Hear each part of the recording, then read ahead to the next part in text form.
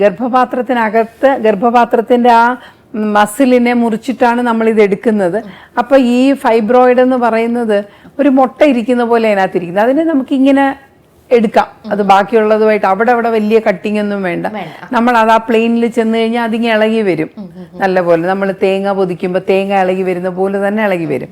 പക്ഷെ അവിടെ ഒരു സ്ഥലമുണ്ടല്ലോ, ഫൈബ്രോയിഡ് ഇരുന്ന സ്ഥലം നമ്മൾ തുന്നി റെഡിയാക്കി വെക്കും. അതാണ് അവിടുത്തെ മുറിവ് അല്ലെങ്കിൽ തുന്നൽ എന്ന് പറയുന്നത്.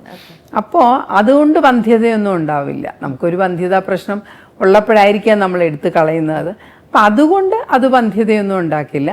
ഒരേ ഒരു പ്രശ്നം എന്ന് പറഞ്ഞാൽ അവർ പിന്നെ ഗർഭിണിയാകുമ്പോൾ അവിടെ അതായത് ഗർഭപാത്രം വലുതാവുന്നതിനനുസരിച്ച് അവിടെ ഒരു തുന്നലിട്ട സ്ഥലമാണ്. അപ്പോൾ അത് ബാക്കിയുള്ള പേശികൾ താങ്ങുന്നത് പോലെ ചിലപ്പോൾ അത് ഈ ഗർഭപാത്രം വികസിക്കുന്നത് അത് താങ്ങിയില്ല എന്ന് വരും. ഇപ്പോൾ പ്രസവവേദന തുടങ്ങുന്നതിന് മുമ്പ് തന്നെ നമുക്ക് വേണമെങ്കിൽ ആ ഭാഗം വിട്ടുപോകാം, അല്ലെങ്കിൽ പ്രസവവേദന തുടങ്ങിക്കഴിഞ്ഞ് വിട്ടുപോകാം. പക്ഷേ നമ്മൾക്കറിയാം ഇത് മയോമെക്ടമി എന്നാണ് ഇതിന് പറയുന്നത്, ഈ ഫൈബ്രോയിഡ് എടുത്ത് കളയുന്നത്.